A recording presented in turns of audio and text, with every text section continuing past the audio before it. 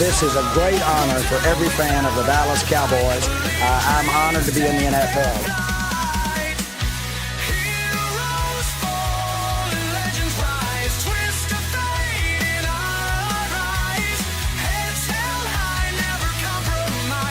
What can I say? Mamba out.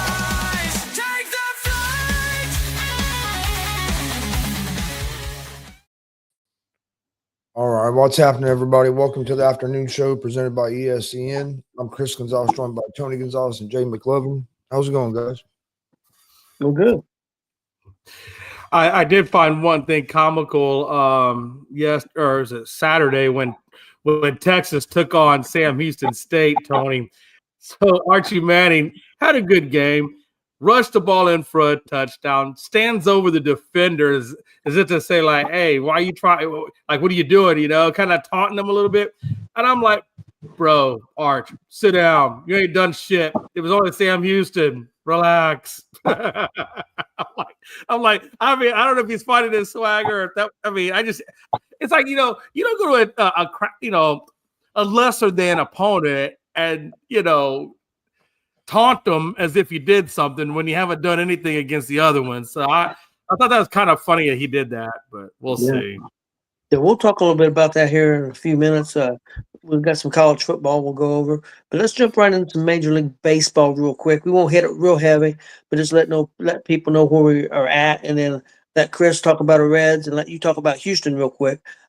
First of all, in the American League, we got the Blue Jays up 2 on New York for the division lead with 6 games left.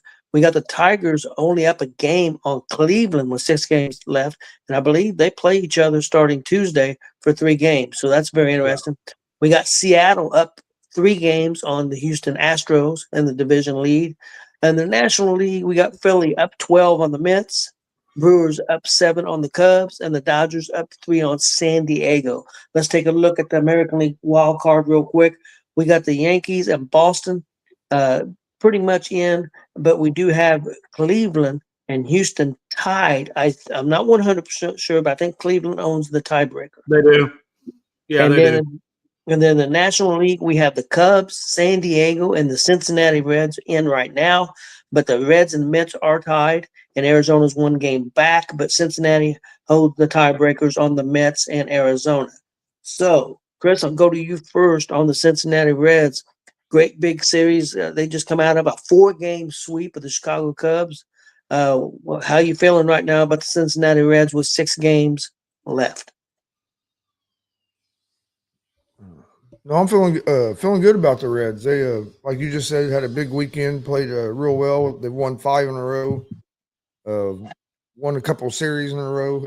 I played real good ball the last few weeks ever since we played bat against the Athletics, got swept that series. Kind of looked like that might have been the end for us as far as playoffs. And then since that series, we beat the Mets in the series, we beat the Padres in the series. Now we swept the Cubs in the series. So playing our best baseball at the right time. Our bats are seeming to get hot at the right time. Over the last week, really been hitting the ball well as a team.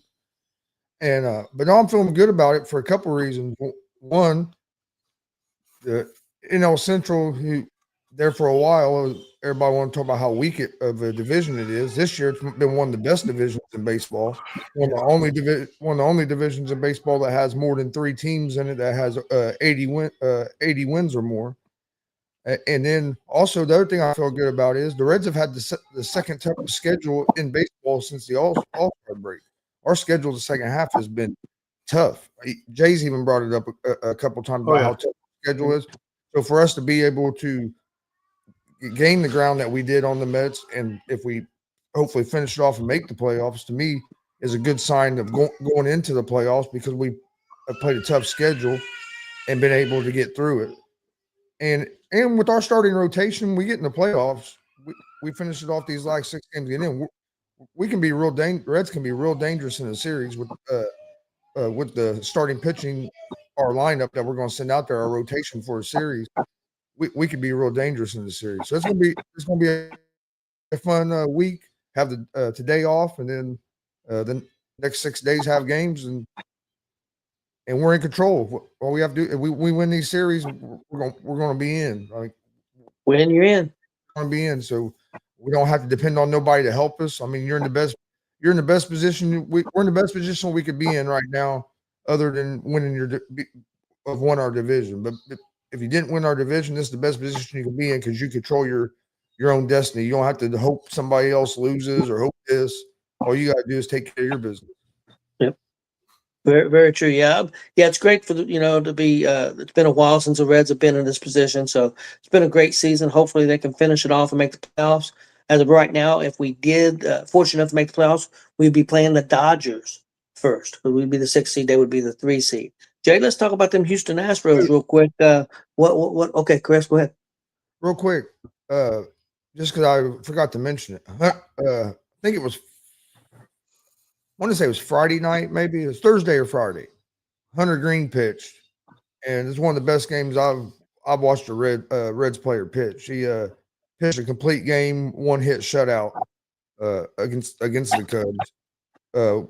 Gave up a double. That was the only hit of the whole game. That was all that kept him from a no-hitter. It was one. It's his first complete game in a long time. But yeah, he complete game, 1-hit shutout against a team like the Cubs too. So that was one of the best pitching performances I've got to watch live in a long time. Okay, Jay. Talk about the Houston. You was at the game. I think also on Saturday, weren't you?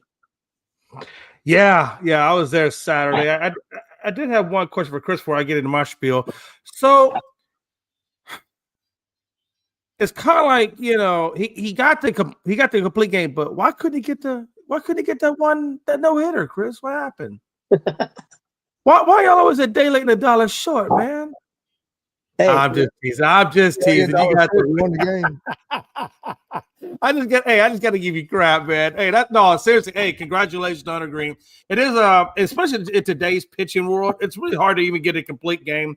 Much less a shutout and 1 hit. So congratulations, Hunter Green. No, seriously, I don't want to discount that. I'm just teasing with you, but good game on his part. And you guys are right, man. You guys have had a hell of a schedule, Chris. I told you that. Mad respect to the Cincinnati Reds, because there was a lot of times where I felt like you guys were like 3 and 4 games back, and it was looking kind of hard for you guys to climb back into it, and you have. You've climbed back into it. And that speaks volumes, because I always said when you ride that momentum and you're only 2 series away from the playoffs, this is what you want out of your team. This is what you want from the Reds organization. You want to be playing this type of baseball going into, and again, when you're playing those tough teams and you're winning and you're getting in there, it just bodes well for your confidence level when you do go into these stadiums, because you are going to face tough competition. And I think this just gets you ready for that. So congratulations again on what you're doing. On terms of my side, yeah, man, it's been brutal for the Astros, to be honest with you. It's been really brutal. We just, our pitching for Seattle is what did us in. Everything else we were doing well, but we just were getting killed on our starting pitching, man. If you watched all three of those games, we were down going into the second, third innings of all 3 of them, by 4 and 5 runs. So by the time you get to the 3rd inning, we're down 5-0 on all 3 of those games. So, when you're starting pitching is not doing you any favors, it really makes it harder for your offense to try to catch up 5-6 runs, because as you all know, man, this game is built on momentum. And every time you play these games and you're going in the 3rd inning and you're down 5, 6, 7 runs, whatever the case was, it's hard to come back from that on a momentum standpoint, And the Astros did battle back in games 2 and 3 pretty well, but we were just down by too much. So I really blame this one on the starting pitching. Valdez didn't do good. Hunter didn't do good. Jason Alexander just got crushed for 7. So, we were just struggling trying to get our starting pitching going. So that's something that going into this Angels and A's series to wrap up the season, we got to handle business or we won't be in the playoffs. We'll straight up be out of the playoffs. And, it is what it is. If we are out of the playoffs, I look at this season as, we started off with 9 positional injuries, 4 or 5 pitching injuries on IL. And the fact that we're even at 84 games win or one. When you look at the amount of lineups and changes in the lineups and all the things that have gone on with the injuries, it's crazy that we're even where we are now, to be honest with you. So I'm really looking forward to next season when everybody's healthy. We come back. We're going to be log jammed in the infield. We've got so many infielders now; it's ridiculous. So I'm curious to see what the makeup of the Astros will be going into next season, or even going into spring training. To be honest with you, but on the flip side of that, Detroit has basically gone into a pooper. Tony, I know you talked about Detroit and the fact that they might miss the playoffs, and guess what? They might miss the damn playoffs, because if you look at the series coming up now, it's the Guardians in Detroit. And guess who's battling to stay in it? Because the Guardians are only one game back. Yeah. And for whatever team wins, they're still at the bottom of the wild card dealing with the Astros. Yep. So it's very likely, like you said, it's very likely that Cleveland could be the divisional winner, and either Houston or Detroit gets bounced from the playoffs. That's a situation that, and like I said, right now, they got to go 3 games against Detroit. And last time I checked, the Guardians swept Detroit not even a couple of weeks ago. Yeah, a couple series ago. It's crazy. Yeah, it's crazy right now. Yeah, all I can say, hey, let's go. The Reds. Let's get it done. Astros. Let's go Astros for Jay, and I'll even be nice to Frankie. Let's go Yankees. Which they're pretty much in. But hey, they still got a shot for the division. 6 games left. Only back 2. Only 2. Yeah. There's Big Glenn. How's it going, guys? Going good. We're getting ready to go. You got any thoughts on baseball before we go to college football? I can't let Glenn come back in until he changes his thing there. I'm not going to allow that bullshit to be on. What's he got on there? I didn't even notice. How Raleigh, baby? I'm not letting him put that. I'm not letting him put that garbage up. But you know what? This is a democratic society, and I know I'm only one vote, and I'm pretty sure Gonzo and Tony are going to root in favor of you since you're a Reds guy. So go ahead. Are you sure it's a democratic society? Democracy is what I meant to say. Democracy. I'm not sure it's even that. Listen, man, my vocabulary is not that good. I think we all know what I meant. Let's just roll with it. We're just going to roll with it. Big Glenn, you got any thoughts on baseball right now? Hey, I think the Reds are going to get this last spot. Yeah, we got a good shot, but hey, 6 games left, man. We could shit the bed. You never know, but it's on our court. It's up to us. All we got win, we're in. So I mean, we don't have to rely on nobody else. We just got to rely on ourselves. We're hot right now. Hopefully, we can finish it off. Guys, it's probably a good thing that the Brewers are probably going to win the division already. So they're probably still some guys out. Well, I don't know if they, like I was talking to Chris last night. They may limit their pitchers, but you got to remember right now they got a bye. So even though we played them the last 3 games of the season, they don't have to necessarily set people out because they've got the bye. So they're going to get rest that way. So even though the games don't mean anything to the Brewers, and they may limit their pitchers. I mean, they only pitch them 3 or 4 innings. They may not pitch them. It's definitely could affect the game some. But I don't know that they'll set guys. One thing, if I may, and the only and I agree with what you and Chris are saying, and the only reason I say that is because I don't think there's a manager out there that would want his players to go 2 weeks without seeing the field, and then all of a sudden now you're playing in a series in the playoffs. So I think they want to have that momentum. They don't want to let too much rust accumulate on there before they have to play. So I have the feeling if I was doing it, I think all the positional players will play. I do think maybe they monitor the pitch count of the pitches, but at the same time, I think they're gonna let them rip because they know, like you said, Chris, they got a week, or Tony, they got a week off, and nobody wants to go 2 weeks without playing baseball. That would be crazy. Yeah, unless the guy's got a nagging injury or something, they're worried about a little bit. They may set or may just pitch on the side or something like that. But I think it'll be no.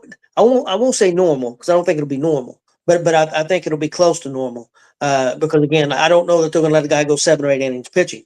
They may, hey, we're going to start you today, but you're limited to 4 innings or 5 innings, and they don't have to worry too much about the bullpen because the bullpen will have time to rest. So they may use the bullpen a little bit more. And if you give up 7 runs in the first 2 innings like last night, you might get pulled in the 2nd inning. So.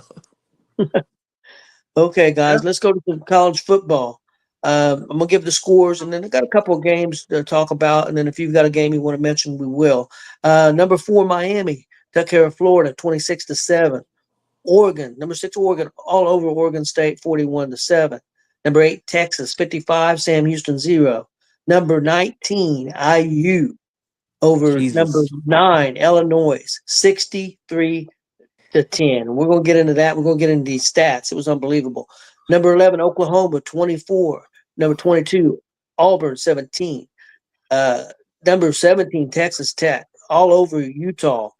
Number 16 Utah 34-10.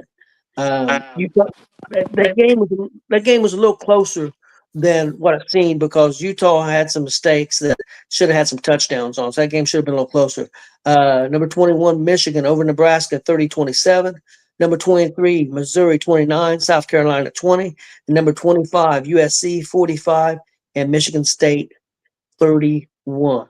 Let's jump into the IU game first, and I want to give some stats. IU had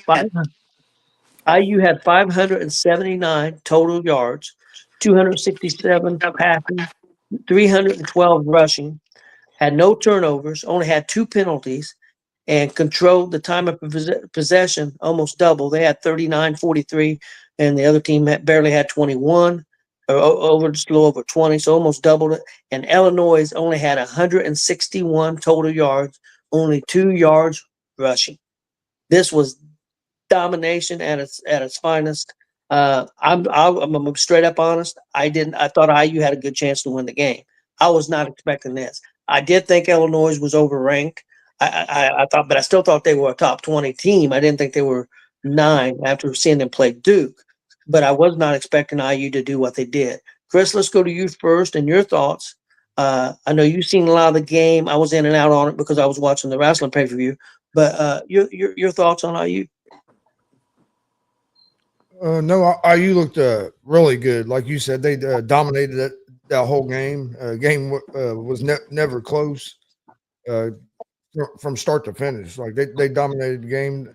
I know at one point the IU quarterback was in the first half. At one point was 10 for 13 with 3 touchdowns and 230 something yards. And I mean that was in the first half of the game. But no, they looked real good. I was excited for that game because I wanted to see what they looked like against. I mean, Illinois was our first big opponent of this season. For one, it was the start of our Big Ten schedule. For 2, they were ranked 9th in the country, and IU showed up and was ready for it. First time IU'd be a top 10 opponent. You know, I forget how many. It was a long time. They said they showed that a stat yesterday. It was like I wanted to say like over 20 years if I remember correctly, which doesn't surprise me either because I mean until last year there's a lot of people in the country that probably didn't even know IU had a football program because that's how bad IU football had been up until last season. I was one of those people. I didn't know. When Cignetti showed up, and now since Cignetti showed up, we were in the college football playoffs last year, and I think we're going to have a heck of a shot to be in the college football playoffs this year. I think we're just as good, or actually, I think we might be a little bit better than we were last year, especially if this quarterback keeps playing how he's playing, because I think we got some bigger players now, especially on the defensive and offensive lines. We've gotten bigger. So, yeah, I think IU is going to be really good. I'm looking forward to the rest of the Big Ten season for sure. I thought they moved us up. They moved us up to 11. I told you I thought that we should get moved up to the top 10 if we beat them. They didn't get us all the way to 10, but they moved us up to 11 after beating 9. Real quick, IU and the touchdown they give up. I know Cincinnati talked about it. It was on a blown coverage. They should have never got that touchdown. Illinois shouldn't. But yeah, IU. That's one thing they did last year. The 2 games they lost to the 2 teams that made it to the championship last year, they got beat because they got out physical. The other teams were just too physical for them. That's one thing that Cincinnati worked on. They are a more physical football team. Now, are they going to be physical enough to go for a championship or make it to the Final Four or something? I don't know. But it's going to be interesting. We've got Oregon coming up. We got Penn State coming up. We've got a good defensive Iowa team coming up. They're a pretty good defense. Not a great offense, but they're a decent defense team. So we're getting ready to see some challenges. I thought Illinois was going to be a challenge. There wasn't. We'll see what happens. I think Illinois plays USC, who's a team that's up and coming right now, and that'll be interesting to see what happens this week. Jay, any thoughts on the IU game? Yeah, my first thought is, does Illinois know that they can play defense? Secondly, my second thought was, my God, 300 and some odd yards rushing at 6.4 yards a carry. That's what you guys were averaging. That looked more like passing stats than did rushing stats. Was incredible to me. And the fact that Indiana scored a touchdown on all three phases of the game. I mean, them dudes couldn't even stop them from getting touchdowns on the punt returns. Like, where was IU? Where was Illinois' defense? That's what I want to know. I mean, it was incredible. Yeah, they had 3 rushing, 5 passing 8 touchdowns. I mean, it's just, there was not a damn thing that Illinois could do well in that game, period. It was almost like watching a D3 go up against a D1. You know, it was I mean, no, listen, what Indiana did, that was impressive. And I look forward to seeing you guys are 4-0. You're ranked number 19 now. I'm kind of curious to see where this Indiana team goes and how far they make it up the rankings. And I can imagine at the way you guys are playing, I would imagine you're going to be in the playoffs. I can't imagine, you know, barring injuries or anything crazy, you know, you guys wouldn't be in the college playoffs. Well, Jay, we did move up to the new poll came out. We moved up to 11. Are you at 11 now? Okay, the one I was looking at was 19, but now you're 11. Okay, yeah, new poll came out. Well, then there you go. So right now, if you just stay status quo, you know what? It's bull crap because we're 11 and 9 out of the 10 teams in front of us are all undefeated, but the damn 10th team in front of us has one loss and they have them in front of us. And that's bullshit. The goddamn Texas team should be in front of us. Yeah, Texas in front of us. Texas is in. Texas. I'm about to pull off. Texas, said, baby. Nobody Texas. gives a fuck about Texas. Hey, whoa. Big Hey, listen, you do know that Texas beat Mexico to become a country. You do know that, right? Oh, absolutely. Big Glenn, what do you think about the IU game?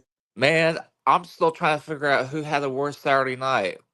The 7-year-old John Cena fans that watched Brock get destroy Cena, or the Illinois fans? That game was, oh my God. That's right, I forgot. Y'all had WrestlePalooza over the weekend. Yeah. There was a lot of kids crying in the audience after what Yes, there Brock was. Lesnar did to John Cena. Can I just say, does anybody here think that Brock Lesnar is not on steroids? I'm sorry. You don't have a physique at that age and look like that. If you're not If you think that he's not, you need to get yourself checked. That dude is humongous. He's bigger than he's ever been. Let's any other college football games? Let's real quick. I did want to touch on Texas Tech. Texas Tech.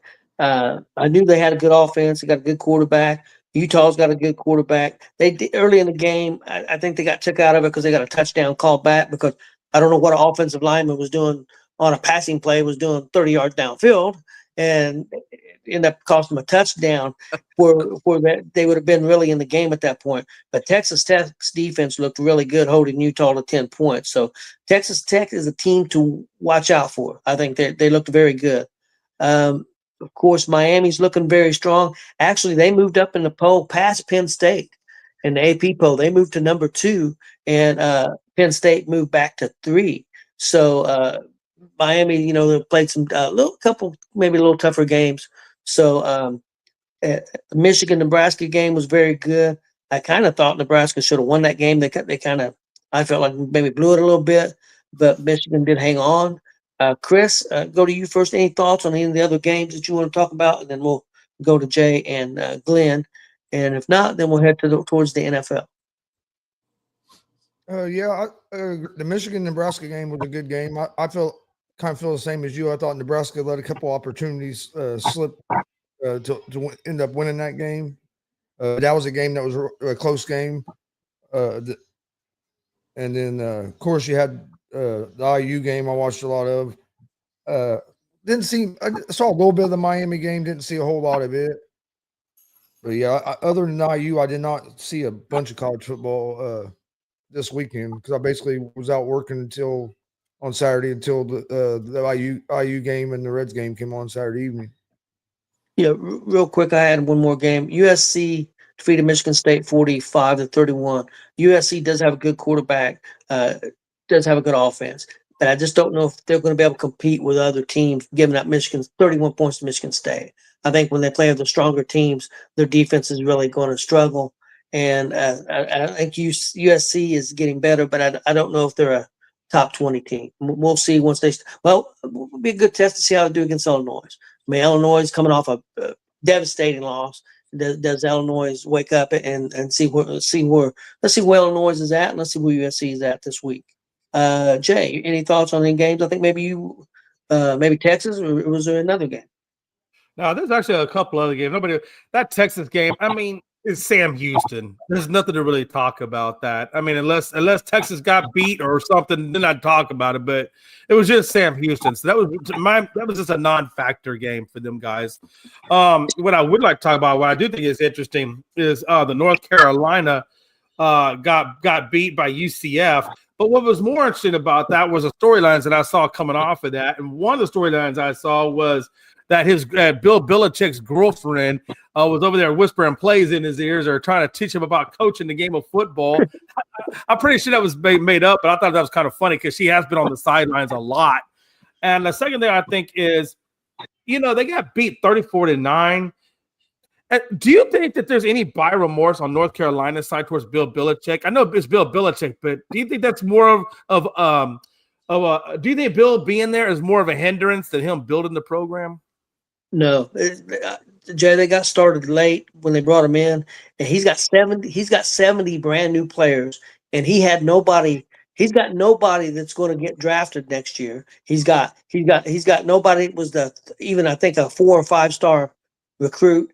I think they just filled out a roster this year because they got such a late start after he got hired. So I think it's just, I mean, I couldn't imagine bringing the 70 new guys in one season and then very limited on talent. They're just very limited on talent. And it's not going to be next year. It's not going to be, it's going to take 4 or 5 years for North Carolina to get better. That's just my opinion. And I agree with your opinion. I don't disagree with anything you just said. I guess my area of concern with it is the fact that Bill's not young. That dude in his 80s. Correct me if I'm wrong. I think he's 80, right? 70, either late 70s or early 80s. Like somewhere in that category. Is he 72?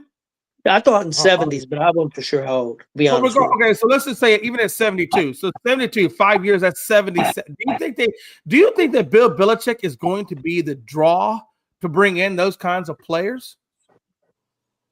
No. In this day and age, you don't have to be a draw. You just got to have the money. You just got money. I agree. In North Carolina, they have a lot of. They're going to have money because, for one, you got one of the biggest boosters of all time in Michael Jordan at that university. Yeah. So I think you give him a couple. I think next year they'll be better, and I think the year after that you'll see them really start. Not that they'll be compete for a national championship, but I think you'll see them really start being better. I think this year was more of what Dad said. I think they're so bad because he didn't get in there until late January, and that transfer portal, the first portal, was basically already over with. Right. Yeah. So I think next year they'll look even better, and then I think the year after that they'll be a lot better. But I don't think they have buyer's remorse yet. I think North Carolina knew. Because North Carolina, they're not a football school, so I think they knew that when they brought him in, it was going to take at least 2 to 3 years to get going in the direction that they were hoping. So I don't think they have buyer's remorse yet. I think if they start next season, it looks like it's looking like now, and you don't see no improvement, then I think they'll start worrying. But I think they kind of knew this was going to be a rough year. And I think a lot of that's going to, I guess, a telltale sign of what you guys are talking about is going to be over these next 2 or 3 years of draft classes and see where North Carolina actually comes in on those draft classes. I think in order for Bill to be able to make an effective change at that university, he's going to have some top draft classes or some really good draft classes. Because what worries me about Bill is, 72, your body starts breaking down. And I wonder how healthy Bill can stay over that next 4 to 5 years. You know what I'm saying? And be effective on the sideline. But again, more to say. The last one I want to talk about real quick was that Clemson game. Obviously, they lost to Syracuse. And, when we started off this season, they were ranked in the top 4, and now they're unranked. And I just wonder, how much longer do you guys think Clemson, or how much longer do you think Dabo Swinney will be the coach before he's on the hot seat? He's probably on the hot seat now. I think it'd be a big mistake if you get rid of him. They're having a bad season. I'm sure there's a reason why. Maybe they just got overhyped. Who knows? But yeah, I think it's. I mean, what the guy's done 8 out of the last 10 seasons. He has a bad season. I think it would be a big mistake to let him go, because as soon as they let him go, there's going to be 100 schools on the phone talking to him. Oh, for sure. So, I mean, it's the last time Dabo Swinney was relevant. It won't be 100 schools. They let him go. There's one school though he'll be at, and he'll be hired there within 5 days after they let him go. They let him go. Dabo Swinney will be the new head coach at the University of Alabama. Yep, I was going to say the same thing also. Clemson lets him go. He's going to Alabama. He played at Alabama. That's where he's always wanted to coach. And Alabama's not happy with the way it's going with DeBoer right now. If they were to let Clemson let Swinney go, Alabama fires DeBoer, and Swinney will be their new head coach. Who's to say that they're not already secretly talking right now? I think it'd be a big mistake for Clemson to fire him. Like, you got a good coach. Yeah. Are you having a rough start to this season? Yeah. But like, you've won that conference, 8 or 9 out of the last 10 years. He's won you a couple national championships. You're always in the picture. Like, yeah, it'd be stupid to overreact and get rid of him. But I do think if they get rid of him, I know he won't have a trouble finding a job. You're right. There's 100 colleges that would hire him. But I think if they let him go, he'll end up at Alabama. I mean, who the hell is in the ACC besides like Miami and freaking Pittsburgh? Those are the only 2 teams that you got worried about, really. It just seems to me like, the last time he was really measurably good was when Lawrence was there. And ever since Trevor Lawrence left, DJ Uiagalelei, wasn't able really to do anything. And it seems like ever since Lawrence left and since Uiagalelei started, and of course Uiagalelei's not with them anymore, but going forward, it just Clemson has not been able to find their footing. Yeah. But yeah, we'll see. I was just curious. Okay, Big Glenn, do you have any college football you want to discuss? Let's talk NFL. Okay, we'll go to NFL. Okay, I'll do the scores real quick, and then I've got some games to talk about, and then we'll go from there. Colts 41, Tennessee 20, Jacksonville 17, Houston 10, Washington 41, Raiders 24, Philadelphia 33, Rams 26. That was a crazy game. Carolina all over Atlanta 30-0. Pittsburgh outlast New England 21-14. New England made a lot of mistakes. Cleveland beat Green Bay, shock of the week, 13-10. Minnesota all over Cincinnati, 48-10.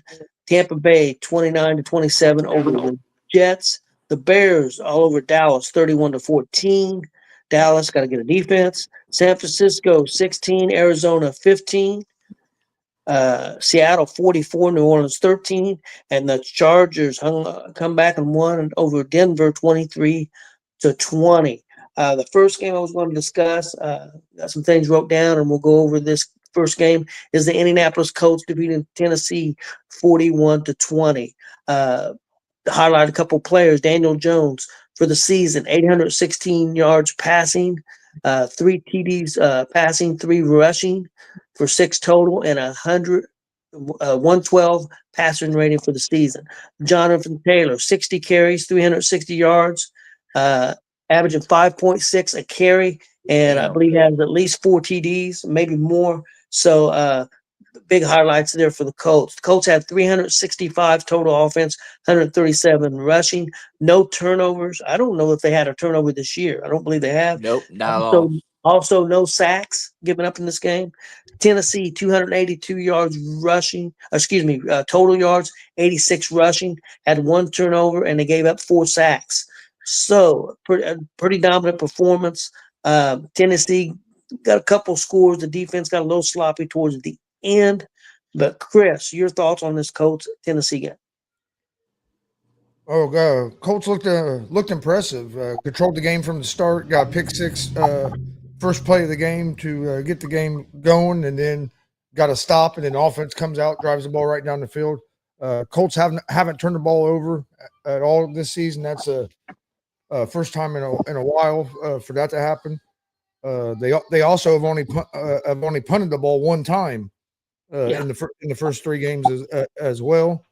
But no, I thought they looked real well. The offense is still looking good. Defense, even when having some of our cornerbacks and having some guys out with injury, defense still looked real good. Like you said, they gave up a little bit there in that fourth quarter, made the score look a little bit closer than what that game really was. The game was never really close. But I like what I'm seeing from the Colts. And then, like, you had some people the first week it was, well, you beat Miami, so how good are the Colts really? Okay, I'll give you can maybe say that. Then we beat Denver, which before that game, everybody's talking about how great Denver was going to be this year. They were a playoff team. They were Super Bowl contenders. Well, then they lose to the Colts, and it was, that was just Denver. That's Denver. Denver probably ain't very good. So, of course, before they lost to the Colts, they were a great team. But then we beat Tennessee, which nobody thinks Tennessee's a great team. But what I do like about it, Tennessee played look how Denver played against the Chargers yesterday, who the Chargers looked like they're one of the best teams in. Yeah. Look, Denver was right with them. Look, Tennessee played with Denver first game of the year, and Denver had trouble scoring points against them. So, like, you start seeing some of these teams that the Colts have played and beat play good against the other teams that play better against these other teams that people think are good than what they did against the Colts. So that you can't always go by that, but it also can give you a little bit of a feel to where your team is at as well. But yeah, I like where the Colts are at. We're first place of our division.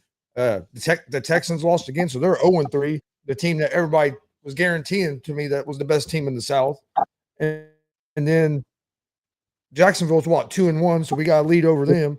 So we're getting off to a good start. Won our first division game. Now we got a tough game coming up this Sunday. It's going to be should be our toughest test of the season with the Rams. Rams kind of blew that game yesterday at that game against the Eagles. So they're going to be coming in. Rams were my preseason pick to go to the Super Bowl out of the NFC. So the Rams are a good team. So we're going to get even more of a feel where the Colts are at. But I think I'm looking for that game this Sunday with the Rams at 4:00. Going to be a real good football game to watch, whether you're a Colts fan or Rams fan, or if you're just a football fan. That should be a real good game. So, but yeah, I'm real happy with the way things have started off for the Colts. Yes, Jay. Yeah, you said the Colts are playing the Rams next Sunday, right? Yes. Yeah. Okay. Yeah. No, Colts, man. Jeez, Louise, man. Y'all are looking good. I will tell you, man. I'm disappointed right now in the Texans. I don't know if they need to go back and find Bobby Slowick or what. But ever since they've gotten rid of Bobby Slowick and they brought in this new coordinator, this team has not, the offense at least, has not looked incredibly good. The defense does not look good either. I don't know what's going on with that damn defense, but the defense doesn't look good either. They should have beaten a team like Jacksonville. That was their one gimme game, given the fact they played the Rams and they played the Bucks, 2 good competitive football teams, and then they get Jacksonville, which is a good team, but they're not like, that's still a team that the Texans should have beat. They had the personnel, they should have beat them, but they didn't. So the Texans just have have underperformed, and it shows that they're underperforming. And I don't know what's going on with that team, but somebody's going to have to step in and fix it. And I don't know what D'Amico Ryans is going to do, but I'd probably start off with that offensive coordinator and start there. And if I could get Bobby Slowik's out there, I'd definitely go back and get Bobby, because CJ Stroud played so good under Bobby, and then they got rid of Bobby, and the whole team just does not look. It just doesn't look good. The team does not look cohesively good. Colts, got to give it to them, man. I can't take nothing away from that team. They're playing. Jonathan Taylor, is able to run the ball effectively, and I think a lot of that is because Danny Dimes is completing passes and getting guys in the downfield, which I think opens up that offense and opens up the defense to allow other things to happen, and they're executing. Danny Dimes, he's not giving you elite numbers, 237, but no turnovers. That's the ticket right there. No turnovers. They give you 27, I think, on the ground as well. So he's a great game facilitator, which is all you really need, because you have all the other pieces. You have the wide receivers, you have the coaching, you have a good defense, you had an outstanding running back, you get a great tight end, which this game he looked a little bit more pedestrian at 38 yards on 3 catches versus what he's had the previous 2 games. But I guess maybe they were just giving him a day off, because that guy's been killing it. Tyler Warren has. So you got a good team in Indianapolis, and the only reason I was not giving the props to Indy is I wanted to see what Danny Dimes was actually going to do before I just jumped on that. And so far, Daniel Jones has looked really good. Now I'm sorry though, Chris, I am going to give you a slide here. Tennessee, come on, it's Tennessee. Let's not go crazy on that. But that Denver game. Yeah, y'all definitely played that. And I think the next big test for you is going to be this Rams team. If y'all go out there, if you go and you play this Rams team, the way you played these last 3 games, and you beat the Rams, they're going to have to put respect on the Colts name.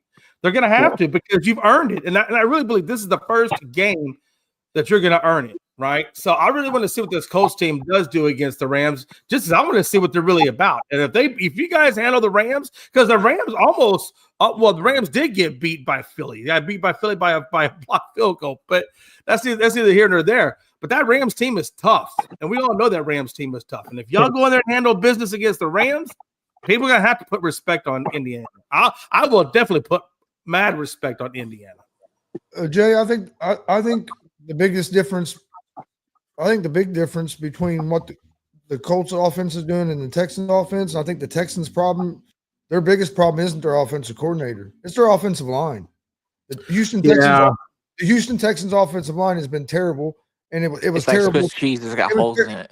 Yeah, it was terrible toward the end of last year, and instead of fixing it, they fired Slovik, and then they traded away some of their offensive line pieces. I didn't understand that. And brought in new guys, and it hasn't gelled yet. I don't know why you'd go away what's working. I agree with that. Totally. Right now, the Colts have been dominating the line of scrimmage on both sides of the ball. That's what we've been so good is our offensive line has been great on the offense, and then our defensive line has been pretty good. We've been able to get some pressure on the quarterback with our front 4, but our offensive line has been the key so far for the Colts, because they can pass protect and we can run block, and it just opens everything up. Yeah, and I guess just to address Joe real quick, Joe said he heard CeeDee Lamb is out 4 to 6 with high ankle sprain for the Cowboys. I don't know if it's 4 to 6. I don't know where you heard that from. I haven't seen that as of yet. I'm not saying he's not, but right now what I was seeing was they were expecting Lamb to miss the game against the Packers, but I haven't heard, or they say he's likely out versus the Packers. And if you're likely out and not considered all the way out, I don't know if it's 4 to 6 based off of that. So I need to see more on CeeDee Lamb to get an idea of where he's at. But I'll tell you, that play didn't look good. The way his ankle was, it sure as hell didn't look good. I expect the Cowboys to get their asses kicked by the Packers. I expect Michael Parsons to feast. The Cowboys are just we are not in a good spot right now with the Cowboys. There are definitely some positives on that team, but there's a lot of that. There is no pass rush for one. There's very little secondary help for 2. Hey Jay, let's hold off on that, because I've got Dallas and Chicago down. We'll get into it. Oh, I'm sorry. My bad. I No, apologize. that's fine. We'll get into it. Let Big Glenn get the Colts out of the way, and then we'll get into some of these other games. But I have that Dallas game there, and I got some thoughts on that play, uh, Yeah, on that run. I watched a lot of that Dallas game. Okay. yeah, I'm looking forward to the Rams game on Sunday. Obviously, the Colts are looking good. I'm just gonna wait one more week before I get too excited because we've been down the road before with the Colts, Yep. in that way. So, but things are looking up. I'll say that. Let's jump into the Chicago and Dallas game, and of course Chicago won 31-14. It was close at one point. I think it was actually 14-14, and then the wheels fell off. Like, of course, uh, the receiver got hurt. Dallas had 396 total yards of offense, 121 yards rushing. They did give up a couple sacks, but they had 4 turnovers. It's hard to win games if you have that many turnovers. Chicago had 298 total yards and only 87 rushing, but they didn't give up any sacks. Dallas is not getting any pressure on the quarterback at all. I mean, they made Chicago's quarterback look like MVP in that game almost. But the play I want to talk about was about Lamb and the running play. I didn't like that call. I don't think Lamb's that big. I know he's a fairly tall receiver. I don't think he's built like some of the other guys, receivers that run the football. I hated that call, and then he gets hurt. So Dallas is in trouble without CD Lamb. They don't look near as good. Pickens had a drop, went for an interception. He should have won, hit him right in the hands. He should have caught. Dallas' run game looks pretty good. But their biggest problem right now is Lamb being hurt in their defense. Their defense let a lot of receivers get behind them and give up big plays. And you just can't give up big plays. I mean, if Chicago's burning you for big plays, you're in trouble. So, Jay, your thoughts on the Chicago-Dallas game? Hey, Jay, real quick. Mhm. Stephen Jones on a radio show said that CD Lamb has a high ankle sprain, but he didn't give out a timetable for it. But a lot of people are saying it's going to be 2 to 4 weeks. But I guess they did say he's been diagnosed with a high ankle sprain. Yeah, I mean, if it's a high ankle sprain and it's officially confirmed that, yeah, that's at least a minimum of 4. I don't see him coming back at 2. I think 2 is way too damn early. I can't even see that being effective. But I definitely think it's a 4. That's why I could say 4 to 6 on a high ankle. Yeah, there's some validity there. I can see that. In terms of the Cowboys going, yeah. Well, we got exactly what we got, right? We got a good guy in Clark to stop the run, but we gave up our pass rush and Parsons. So it used to be we were pretty good at pass rushing and secondary, not doing too bad. But our weakness was we gave up the big plays in the run. And now we've stopped the run, but we're giving up the pass plays. So maybe the Cowboys could figure out a way to keep our edge rusher and still go get a run blocker. Maybe that would have been nice rather than doing what you did. And that all falls for the most part on Jerry Jones. A little bit falls on the agent from Michael Parsons, but a large of that is just Jerry Jones. That's the sad thing, right? We give up one, but we give up the other. And that's exactly what this game was with Chicago. We give up 298 yards, 3 or 4 touchdowns through the air. But we only gave up like 80-something yards rushing, 33 to DeAndre Swift. So we did great against the run. But, God, we got murdered on the passing defense. And we made Caleb Williams look like a damn rock star out there. That's how I feel about the Cowboys in this game. So, and I said at the beginning of the year, man, I said this team's not – I don't feel like this team is going to go anywhere. Maybe third in the division, second in the division. Hell, maybe even – I don't think we'll be last. I think the Giants are worse than we are, but I think we're exactly where we are. That's just the level of team that Jerry Jones has constructed. Big Glenn? So with the Bears winning that game like they did, I can tell a lot of people put the Cowboys in a survival pool because like a third of the remaining entries dropped off last night, so it brought it from like 48K to the 35K. So I knew a lot of people to the Cowboys yesterday, as well as whoever played whoever the Browns upset. Forget who the heck that was. Packers. But yeah, Packers.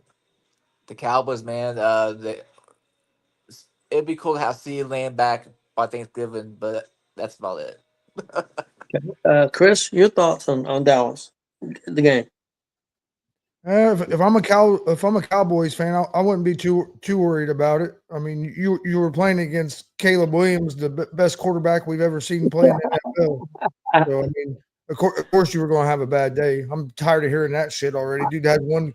He finally comes out and plays a good game against a shitty Cowboys team, and now everybody wants to act like he's the best player we've ever seen in football. When could you please just use the word terrible? I don't. You're gonna say it's a terrible Cowboys team. Don't kill us like that. We're just a terrible team. It's terrible. I used terrible before yesterday, but after Caleb Williams done that, I got to go to shitty. I'm sorry. That's fair, Jay. No, I was surprised. No, honestly, I was surprised. I don't think Dallas is a great team, but I think Dallas is better than what they were yesterday. And I didn't think Dallas would lose to the Bears. I didn't either. Especially like that. If they did lose the Bears, I thought it'd be a close game. I never thought they'd get destroyed like that. Caleb Williams, in all seriousness, he did play better. I still think he has a lot of growth that he's going to have to grow for the Bears to be consistently. But yeah, I just I was surprised the way the Cowboys showed up. I didn't think they showed up with the energy. You haven't seen them show up with the energy that they did against the Eagles that first game. They haven't played with that kind of poise since then. So that worries me about the Cowboys more than anything is we haven't seen that same poise that they did that they played the first week of the season with the last 2 weeks. Yeah, I agree with that. Guys, let's move on to the Philadelphia Eagles defeating the Los Angeles Rams 33-26. Rams outplayed them. I mean, they had 356 total yards, 160 yards rushing. They did have one turnover. And then the big thing, they got that kick blocked and it cost them the game right at the end. But Philadelphia only had 288 yards total offense, only 86 rushing. Barkley didn't have a great game, and they also had one turnover. Is Philadelphia, guys, I got questions. Philadelphia, the new Kansas City, the teams are going to outplay you, but they're still going to beat you. I mean, that's kind of seeming that way because they've been outplayed a few times this year, but still won the games. Jay, I'll let you go first on this Philadelphia Rams game. Yeah, in all honesty, that was a tale of two halves. You had the Rams dominating the first half, and then the Eagles came back and rectified it in the second half. But I will tell you, if Big Davis doesn't get that block, or no, actually it wasn't Davis, if Julian Carter doesn't get the block, which then allowed Davis to scoop it up, this game could have went easily the other direction because they were outplayed. They had a couple of key plays in there for the Eagles that kept them in the game and got the game. But, you can only be lucky so many times before it shows up to you. And that's the thing that worries me with the Eagles. Not wasn't worrying me because I hate the Eagles. But if I was an Eagles fan, it would worry me is the fact that we did get outplayed. And there's definitely some things that they need to work on. But again, Rams are a good team. I mean, that's a good, solid football team. So worried is really the wrong word. I would be concerned. If I lost to the Cardinals like that or something, I might be worried. But I'd be concerned with this. So they're going to rebound. The Eagles are going to do Eagles-like things. They're going to stay competitive. But not to quote the replacements and things, but you get a fat guy run, a fat guy touchdown, you get a fat guy dance. Yep. And that's what Davis did. Chris, your thoughts on that game? Yeah, it was a good game. The Rams controlled most of that game. Rams played a real good first half. They let the Eagles outplay them, especially in that third quarter. The third quarter is where that game really changed. Eagles had 14 points in that third quarter. I don't think the Rams scored in the third quarter. So third quarter kind of flipped the game, got the Eagles back into the game, and then of course the the Eagles get that big play at the end to win the game, or the Rams probably win it if you get that field goal. But yeah, third quarter is what turned that game for the Eagles. But no, I'm not worried about either team. I mean, both of them are two good teams. I don't think the Eagles have played near their best offensively at all. I think they got some things to figure out there. But yeah, I mean, this was a good game, and it's early in the season, so like the Rams losing this game, either team that lost this game, it ain't like it kills you a whole lot because it is still early in the year. But it's a good game for both teams to kind of see where you're at as well. So it was a good football game. But yeah, the Eagles kind of got lucky there at the end. But hey, you got to take advantage of when the ball bounces your way because you never know if the ball is going to. Yep. And they've been able to take advantage of it. Big Glenn, your thoughts on this game? The Eagles, I think that they are the new Kansas City Chiefs in that way. I just gotta keep it that simple, what you're telling. Okay. You think that you're gonna beat them, then they find a way for them to beat you. You know, so. Hey, one thing I want to point out though, is it just me or does Saquon Barkley not look like the same Saquon Barkley of last year? He's only averaging 3.3 yards a carry over the season as of right now. And I don't know, and maybe it's offensive line play, I don't know. Yeah, I was going to address that just now. Right now, the biggest difference in Philadelphia, and I kind of agree with Chris, they'll get it fixed, is their offensive and their defensive line is not knocking people off the ball like they did last year.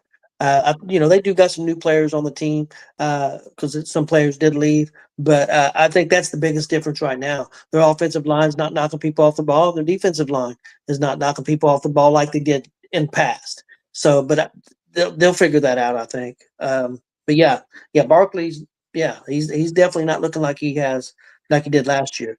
Next game up, guys, Cleveland 13, Green Bay 10. Green Bay only had 230 total yards of offense, 81 yards rushing. And the other big factor here was they got sacked 5 times. And they had 1 turnover. Cleveland only had 220 yards rushing. 220 yards total, 96 rushing. And they only had 1 turnover. Chris, your thoughts on this game, and did Green Bay get exposed a little bit as far as being able to protect their quarterback, or is this Cleveland defense that good? I think it's probably a little bit of both. I think Green Bay has looked real good so far, but I think they've gotten a little overhyped because of the Micah Parsons trade at the beginning of the season. I think the media had overhyped them a little bit, and then they got off to a real good start, so that hype just kept building. I think their offensive line is going to be the key for the back. Their offensive line can't block. They're going to be in trouble, especially offensively. And you saw that yesterday. Their offensive line was not good. I'm not real worried about the Packers at all, but of course I'm not a Packers fan either. But they got to fix that offensive line if they're going to be a Super Bowl contender like a lot of people think they are. But and Cleveland has a real strong defense. Cleveland should be. They should have won their first game of the season against Cincinnati. They blew that game.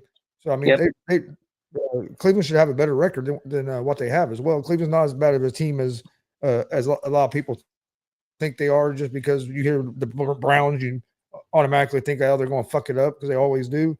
So, but Browns are a little better than what people think, and I think the Packers got a little overhyped, and I think the Packers' biggest concern right now needs to be the offensive line. Yeah, they got a good performance. Cleveland did out of that young running back. Judkins played very well, and if they can find them, keep building that offensive line, and find them a quarterback, whether it's one of the guys that's on the team or somebody next year, Cleveland. I don't, like you said, they usually fuck it up, but Cleveland could be moving in the right direction. Maybe we'll see. Jay, is it just me, or do the Cleveland Browns helmets look like Big Glenn's underwear? That's a good question. No. After a bad day eating tacos. Get some burritos, if you will. That's the real style. Oh Lord. Man, I'm just giving a big little hard time. But I will Oh, tell I you know. this. Hey, I will tell you this, guys. That Cleveland defense looked pretty damn good. Cleveland defense looked good. Josh Jacobs only had 1.9 yards per carry average. 1.9. That's insane to me. They only had, 81 yards, 2.6. I mean, 0 run. Like, Packers had 0. And Flacco did a good job, right? I mean, he didn't turn the ball over too much, I don't think. I think he had 1 interception, 1 of 42 yards. But, man, Quinshon Judkins, jeez, 5.2 yards, 94 yards and a touch. And then he had a lot of receiving yards. I think he had 10. No, I apologize. It was 1. Yeah, 10. So he had 10 yards rushing. 10 yards receiving. So 104 yards roughly from scrimmage and a touch. I mean, it was a great run game on Cleveland's side. Great defense, moderate passing, right? But that block on that field goal was amazing, amazing. Yep. So, I mean, I gotta tip my hat, to the Browns. And if I'm Jordan Love and the Packers, I'm a little.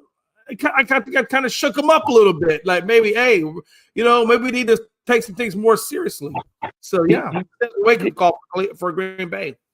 Before Glenn goes, do you guys think maybe that Green Bay got a little overconfident and overlooked Cleveland? Do you think that could have happened?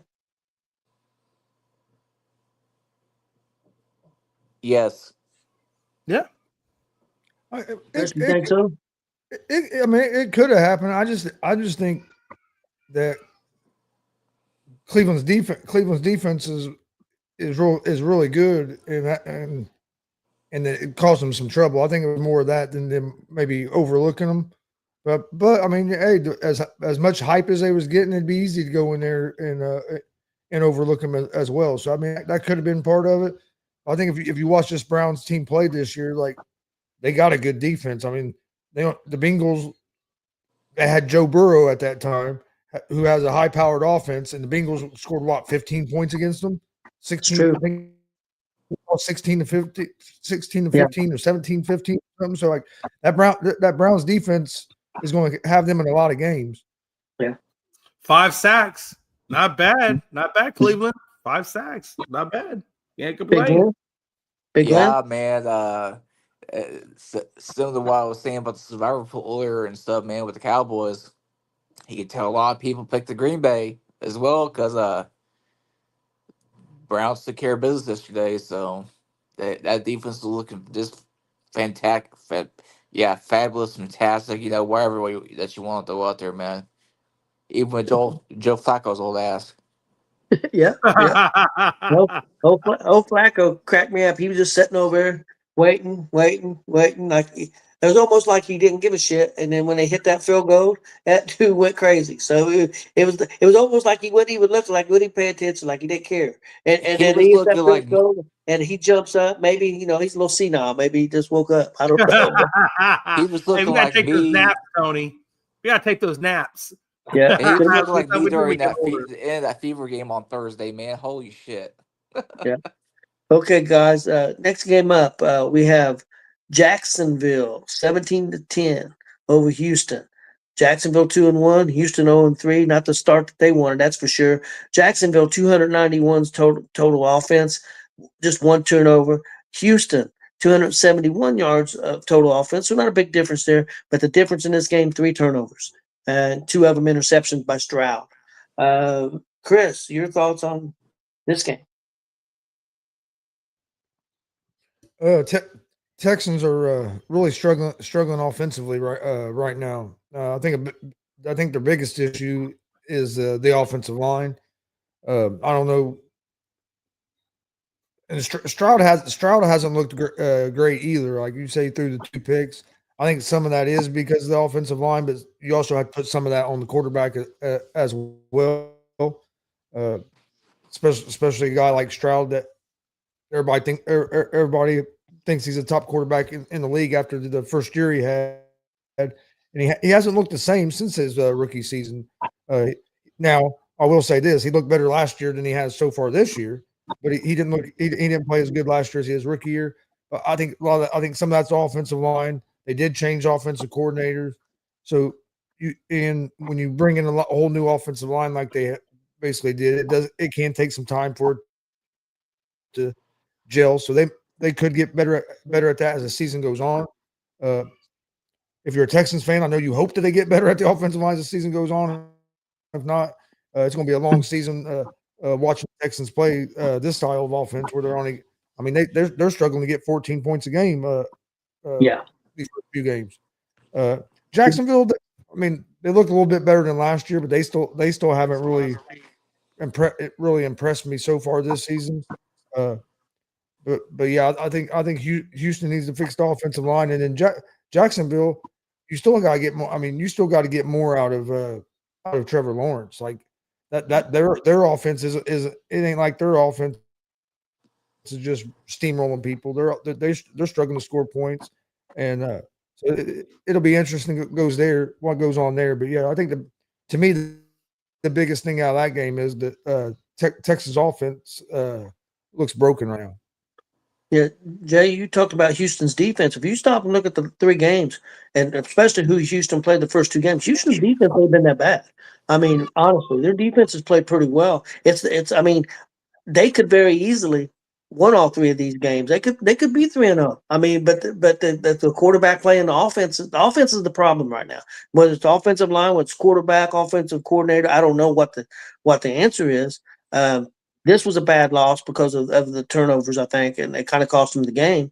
The other 2 games were against real good teams, and they were right there with chances to win. Jacksonville's 2-1. They're relying on the running game. You shut down the running game, Jacksonville's going to be in trouble. But Jacksonville's defense is not bad. Their defense has gotten better. But Jay, your thoughts? Yeah, no, I don't want to say they didn't play bad. Obviously, they had 3 turnovers. They did have 3 turnovers. I think you just mentioned that was really the telltale of this game, right? 2 interceptions, a fumble. You know, you can't win when you got 3 turnovers and you're really not producing a lot as it already is, right? I mean, neither one of those teams got to 100 yards combined rushing, and I think Stroud only had maybe 150 or 200 yards passing, somewhere in that neighborhood. I might be wrong. I'm 271. So 271. And then you look at Trevor Lawrence. I mean, you know, he had 291, or actually total yards was 291. I apologize. I'm looking at the wrong stat. Yeah, it was 184 for Stroud. I apologize. 184 to 205 for Lawrence. But Lawrence didn't have any touchdowns either. They really didn't run the ball. The only reason they got the 2 rushing touchdowns was on short yard runs. So I mean, I don't know, man. Jacksonville didn't play a great game. Houston played a worse game. The turnovers certainly didn't help. And if I'm DeMeco Ryans, you really got to take a hard look at your team and start figuring out. You're right. I mean, it wasn't the defense that hurt them. It was that offense, the turnovers on the offense that hurt them. And and that's what I'm saying. If I'm looking at my coordinator, I'm looking at my personnel. I mean, we're gonna have a come to Jesus moment in the locker room. And this offensive line, this coordinator, and all this mess. Yeah, we're gonna rectify this. But again, it doesn't hurt the fact that there's no Joe Mixon there either. You know, I mean, I don't want to take anything away from Nick Chubb, but Nick Chubb is kind of more of a goal line guy or a short yardage guy, whereas Mixon's kind of more your lightning, and they don't have no lightning right now. All they got is Nick and that surgically repaired knee of his. You know, so I don't know. It's crazy. Big Lynn, any thoughts on this game? Well, I tell you what, man, Houston has just taken a huge shit in more ways than one. And it ain't just the Texans either, unfortunately. Yeah. But I'll keep us short with that one. Okay. Next up, guys, this is the last game I had, unless you guys have any other game you guys want to comment on. Got the LA Chargers 23, Denver 20. Chargers had 376 total yards. Didn't have 2 turnovers, and they gave up 5 sacks. That was a little telling. Denver had 265 total yards, but Denver had 10 penalties for 90 yards. I think hurt them some. Denver probably should have won this game, even though I thought the Chargers had the better numbers. But I watched a lot of this game. Chargers got the win right at the end. The offensive line is going to have to play better for the Chargers. No doubt about that. But they do have a good defense, as does Denver. Chris, your thoughts on this Charger Denver game? It was a good football game. Watched most of it. This was the worst the Chargers offensive line had looked out of their first 3 games. First couple games, Herbert basically had about all the time in the world back there to throw the ball. Wasn't exactly the case yesterday against the Broncos. So you can credit the Broncos defense for that, which because I mean Broncos do have a pretty good defense. But that's what should have won the Broncos this game was their defense. The job that they did on the Chargers offense got, like you said, got some turnovers. But Justin Herbert was a difference in that game there in the fourth quarter. He was able to make the plays they needed to make to get down and get the field goal to win. I still think the Chargers are a real good team, even though this was a close game. Broncos are a good team. I think Bo Nix and that offense hasn't looked up to what you thought the Broncos offense was going to look like this year after the way they were looking toward the end of last year. I think their offense has got off to a little bit of a slower start this year. He did hit a couple. He was able to hit a couple of hit one big bomb to Cortland Sutton yesterday. So their offense started to maybe open up a little bit yesterday, but over the first 2 games it hadn't looked real great. But yeah, they're 2 teams. They're in that tough division. They're going to be battling each other. So it's going to we'll get to see them play each other again. So that's always nice. But yeah, it's a good win.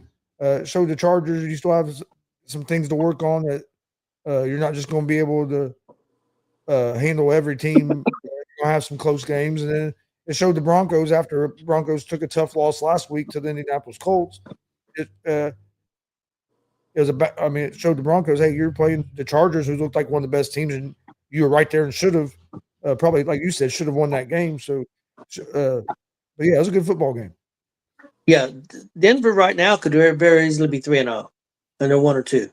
I mean, they lost that game to the Colts on a penalty. They let us kick it again. So it's Colts didn't help with their game call and not trying to get the ball closer. But anyway, Denver could be 3-0 right now. Jay, your thoughts on this game? Yeah. First of all, it was only a 3-point differential, which is absolutely amazing. That it was only a 3-point differential. When you're given the fact that the Chargers had 80 plays to 48 plays for Denver Broncos. I mean, that's 32 more plays on their side. The fact that it's only a 3-point differential is crazy because the other supporting argument is the fact that Denver had 10 penalties. I mean, when you got 10 penalties, that tells me, because I remember what it was like when I saw 10 penalties when the Cowboys were doing it. And that means we really couldn't get into much of a rhythm.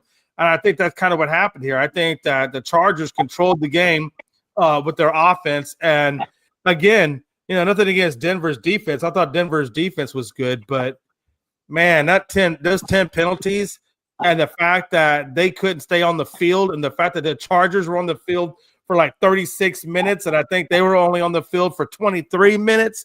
That's a big thing. So yeah, I mean, great. I think it's a great effort by Denver.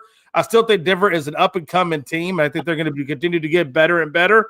I think the division as a whole is going to get stronger as time goes on. But right now, it's the Chargers owning that league right now until somebody says differently. Yeah. Denver's offense didn't play very well. The defense, I know they kept them in that game. Them 5 sacks and those 2 turnovers is what kept Denver in the game. It was Denver's defense that kept them in that game, no doubt about it. Big Glenn. I tell you what, man, the AFC West is the division to pay attention to this year. Every time those teams in those divisions are going to be going out, man, it's going to be must-see TV. Yep. I agree. So, but not surprised that the Chargers won. We know how good Jim Harbaugh is as a coach, so I wasn't surprised that they was able to lock down Denver enough to get that W. A couple other games I wanted to touch on a little bit. San Francisco outlasting Arizona 16-15. Mac Jones playing in that game. A big win for San Francisco. You guys got any thoughts on that, Chris? It was a good game. Came down to the end there. Either team could have probably won that game, but from what I got to see of it, it looked like a pretty good game. I know Austin wasn't real happy about it, him being a Cardinals fan. Yeah, but no, it was, and them teams always they always play each other. Every time they play, it's always a good game, being in the division and stuff. So, but yeah, I thought Jones played well again, doing his job, and San Francisco hanging in there until they can get a little healthier. Yeah, and Arizona had a big loss, losing Connors probably for the season. It looked like so. That's a big loss for them, even though they do have another pretty decent running back. But I think he might have torn Achilles. He might have torn an Achilles the way it looked on the replay. Yeah, I think he did. So, Jay, any thoughts on this game? Yeah. If anybody needs a running back, I've got two. I got Scatterbo, Tracy's hurt, and I got Trey Benson, and Connor's out. So anybody need a running back, make me a trade. Outside of that, what I would say take away from this game is the fact that number one, I think Mac Jones is showing that he can still play at a good high level as a starter if given another opportunity in the right situation. So if I was a Saints, I might be making an inquiry and trade for a Mac Jones, if not this year and maybe next year. But I'd be looking to trade for a Mac Jones and see what that can do for your team, because I think Mac Jones is doing well. I think he's playing well in the absence of Brock Purdy, and he's keeping them afloat and keeping them at 3-0. And I will tell you, a lot of people don't realize, but Mac Jones was a Pro Bowl quarterback year one when he came to New England. So I think at some point Mac Jones is going to be a starter.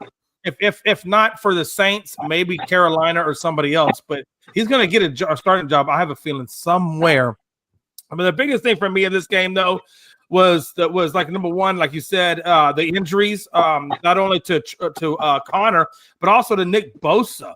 Nick Bosa tore his ACL, so now he's done for the year. I got to tell you guys, I don't know what it is with that Bosa family, but they both have always had issues with injuries. Nick Bosa's missed a lot of damn time. So I'm curious to see what comes out of it. I mean, it's not going to be a career ender, but I am curious to see how much longer Nick Bosa has as a career, given his injury history. But good job on the 49ers. They took care of business. It was a 1-point win, but a 1-point win is a 1-point win, and they took it. They took care of business. Big Glenn? When I was in the NFL, man, they took care of business. So. Okay, next game I wanted to touch on real quick. I got two more. I got this game and the next one, and then we'll maybe get out of here. Washington winning 41-24 over the Raiders. Mariota, quarterback, filling in for the injured Jaden Daniels, played pretty well in this victory. Now, they did lose the receiver, McLaren. Looked like he may be out for a while. So I haven't heard exactly how many weeks it's going to be. I don't think it was a real bad injury, but I think he will miss some time. Chris, your thoughts on this game? No, Washington Commanders look. Are they a better football team without Jaden Daniels playing? Is it time? Is it time to start that conversation like we do in the NBA when a team does good and when their players are out? So I don't know. Maybe they're better off with Mariota as the starter. No, I'm just joking. But no. I honestly thought it'd be. Are you joking? Yeah. Okay. Mariota is not that good. Maybe we should trade Tyrese if Nimhard does well this year. No, no, I thought it surprised me. I really thought with no Jaden Daniels, I thought the Raiders was going to go in there and have a chance to win this. I really thought the Raiders had a chance to win the game. Never thought that they would get Raiders was going to get beat that bad. I thought it'd be at least a close game without Daniels. Mariota played better than what I expected him to. But it's a big win for the Washington to be able to get that W without their starting quarterback. Yep. Jay? Yeah. I thought Geno did a good job. He didn't turn the ball over, got 3 touchdowns, did what he could do. He did take 5 sacks. That's not always a good thing, but Yeah, I mean, the problem I had was Ashton Genty 3.7. 3.3 as a team on them rushing. That really kind of hurt them. Not being able to develop more of a run game, especially with the way Gino's been playing. But this Commanders team, I mean, like you said, Marcus Mariota, man, hey, played good. He only had one touchdown, but no interceptions. And for Marcus Mariota, that's a damn good day. So I am curious to see about this McLaurin injury. I'm curious to see how long that keeps him out, if it does keep him out, because that could be huge down the road. Not only for the Commanders, but if anybody has Jaden Daniels like I do as one of your fantasy quarterbacks, obviously you want McLaurin in there because that's your number one guy to throw to. So, I guess we'll have to wait and see more on how that all unfolds. But ultimately, the Commanders handle business. I would like to see Ashton Genty be more effective, and I'm sure it's probably a lot of it has to do with the offensive line. I know when I saw him play, it was a week or two ago, he was making a lot of rookie mistakes. I didn't get to see this game because it wasn't televised where I'm at, but the game I did see with Genty was he was making a lot of rookie mistakes, not knowing which direction to run when he was handed the ball, things like that. So I need to see more out of Ashton Genty, but I think this Raiders organization is going to be good. I think there's going to be, this is Pete's first year, it's Gino's first year. So, and obviously Genty's a rookie. So there's a lot to be done there. But I do like the direction in which this Raiders team is going. They just need a little bit more time to really put it all together under Pete. But hats off to Commanders. You handled business and represented the East well. Okay, I had one last game, and then we'll talk a little Monday Night Football, and we'll get out of here. Minnesota, 48-10 over Cincinnati. Guys, you're going to have to help me because I'm forgetting the quarterback's name. Jake Browning. No, for Minnesota. Dillard or Carson Wentz. Carson Wentz. That's right. Carson Wentz didn't have a necessarily great game. It was more of a defense. Went crazy for Minnesota and won this game 48-10. Browning looked horrible. Chris, your thoughts on this game? Does Cincinnati maybe say, hey, somebody's got a quarterback? Do you want to make a trade? He looked really bad. No, I don't. If I'm Cincinnati, I'm not going to panic. You were just playing against one of the best passing defenses in the NFL. Under Brian Flores and the Minnesota Vikings, that defense causes a lot of teams trouble. So it doesn't surprise me that they caused a backup quarterback quite a bit of trouble. So if I'm the Bengals, I wouldn't be too worried about Browning. I think this is more of a product of the defense that you were playing than what you're going to get every game out of them. We saw him play. Not last year, but the year before when Burrow had that hurt wrist and he went like 4-3. He went like 4-3 that year. So I mean, he's shown that he can be a capable player. To me, yeah, it was Minnesota's defense. They put a lot of pressure on that Bengals offense. Never let that Bengals offense get any kind of rhythm. And then you had Carson Wentz in the Minnesota offense. He didn't put up spectacular numbers, but they didn't turn the ball over, and they were able to move the ball down the field. They were able to rush the ball, get 169 yards on the ground. That helps you out a lot too, especially when you have your backup quarterback in. But Carson Wentz is not as bad a quarterback as a lot of people want to make him out to be. The year he played for the Colts, he had a good year. Colts should have brought him back the next year, but for some reason, Irsay didn't like him and got rid of to move on to Matt Ryan, and we saw what happened then. But like Wentz wasn't bad for us that year as a starter. We fell apart the last 2 games of the season and missed the playoffs. We should have been. I think we won 11 games that year, if I remember right. So Wentz isn't terrible. And playing with Kevin O'Connell and his offense, I figured that honestly at this point of their careers, the Vikings might be better off with Wentz at the quarterback than McCarthy. So that might have been a blessing in disguise that McCarthy's out a couple of weeks, just because you still got a young McCarthy that's developing and coming off a big injury that caused him to miss a whole season as well. So, I thought the Vikings. To me, this was all about the Vikings defense in this game. Yeah, and the running game, like you said, did well. And Cincinnati's offensive line is terrible. Their defense is terrible. So I mean, and it's going to be tough for Browning because he's not. He's not the quarterback he's replacing, so it's going to be tough for him. One thing I did want to say when you brought up about Minnesota, Daniel Jones has had a lot of good things to say about Minnesota. He said even though he didn't play, he learned a ton while he was at Minnesota. That's really helped him. So I thought that was interesting. Jay? Yeah, this game was interesting. You're right, Chris. It was all about that Minnesota defense because, I mean, literally, they only gave up, I believe it was 53 yards total rushing. 53? Damn, coach, put me in. Shit. And then you look at the turnovers. I mean, I think Minnesota was trying to help out the Bengals get back into the game because they committed 13 damn turnovers. It seems like they almost wanted him to get back in. But Wait. How many turnovers? Probably penalties. I apologize. Okay. Let me show you how this. Let me show you how this goes. This is Chris. Watch. Hold on. I'm gonna do an impersonation of Chris when I'm talking. Watch it. It'd be like this. Watch. Hold on. I was gonna say, Like, hey, that dude will go from a sound sleep to just typing away on that phone, telling me what? No, I apologize, Chris. I know you. You look like a deer in the headlights. Like that, though. Wait a minute. Why are you taking shots at me? I didn't want to say anything. It was him that said he would have called you out on it. If I say the wrong word, I see that look in your eye. I saw red, coach.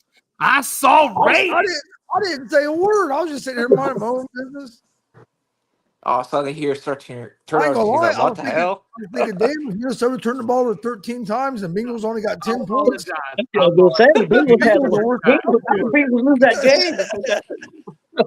I meant 13 penalties. Okay. I apologize. Anyway, you've had a rough. I understand. You've had a rough weekend. I understand.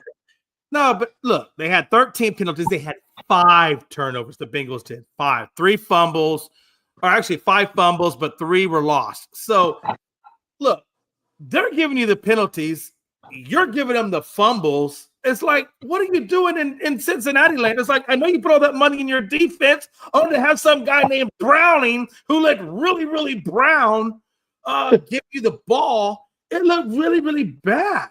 And it just and if it matters, if things don't get worse, your defense looks terrible because you put all the money in your offense. I mean, it looked like a typical Cincinnati Bengals when they go up a tough competition with a guy named Browning. And I think that's what you get. Big Glenn? And I tell you what, the 1 week that I need to win in the Gonzo Fantasy League to keep myself from going 0-3. Whoever I was facing this week had the Vikings defense, so I got my ass kicked. Yeah, Vikings defense went nuts. Yeah, they had 31 points and shit, and that's by how much I lost by. And the guy still got 3 to play tonight. So, son of a bitch. Yeah, it's been pretty rough over there, but I'm gonna try to get that sorted out. But yeah, man, Browning, ass. Next game. Okay, guys. Monday Night Football. We got the Lions at Baltimore, guys. This should be a good game.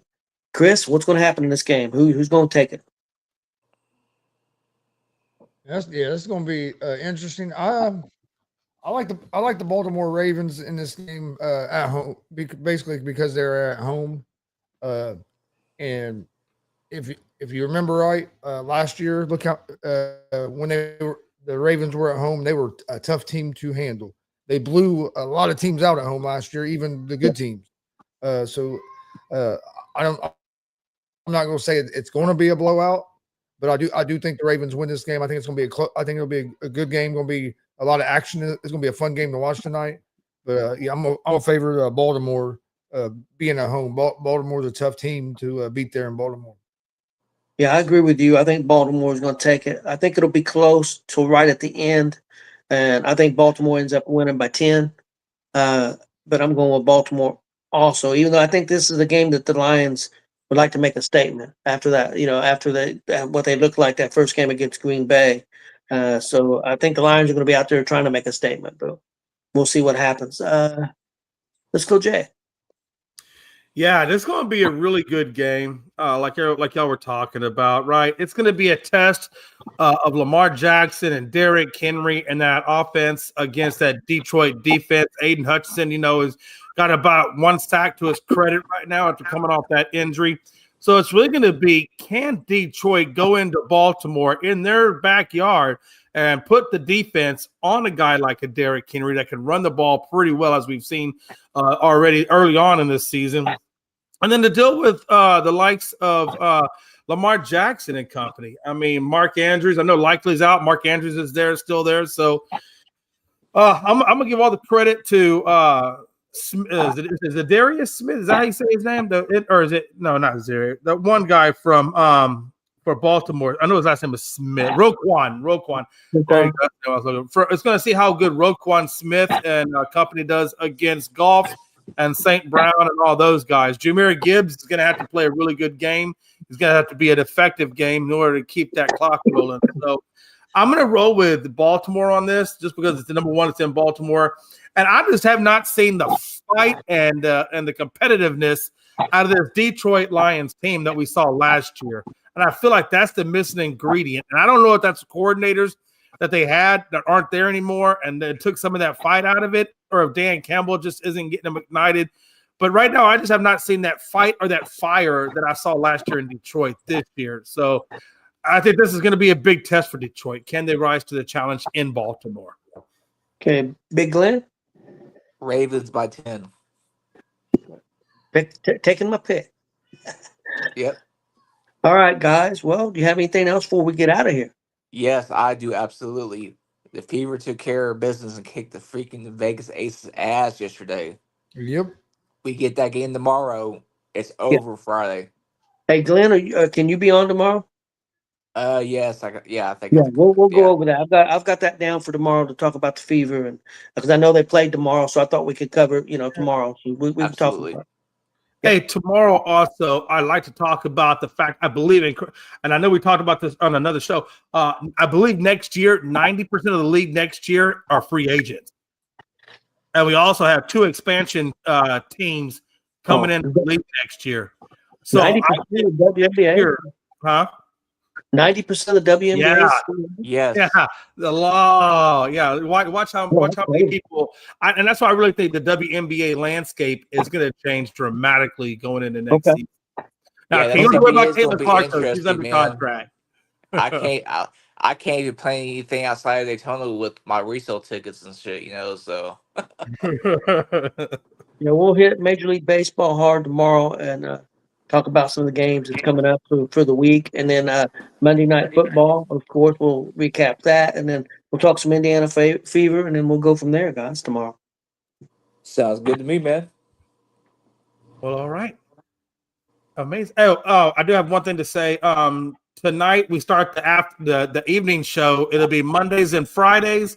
If you're on East Coast, it's 10 to 10:30. If you're on Central, it's 9 to 9:30. And then if you're out there in California or somewhere, it's 8 to 8:30. That'll be starting tonight. It'll be Mondays and Fridays. If it's what time is it Eastern? Eastern would be 10 to 10:30. If you're in California, it'd be 7 or 7:30. Yeah, maybe you can get the judge to come on with you. Is it 7? Is it 7:30? Okay. California is 3 hours behind Eastern time. Yep. Okay. Well, there you go. So 7:30. Then you're on California time. Yeah, it'd be 2 hours behind you. Yeah. Well, there you go. All right. Thanks for watching. Please hit that subscribe button on YouTube, Facebook, Twitch, X, Instagram, all at ESEN and Gunzo Sports Room. And we'll see you guys tomorrow.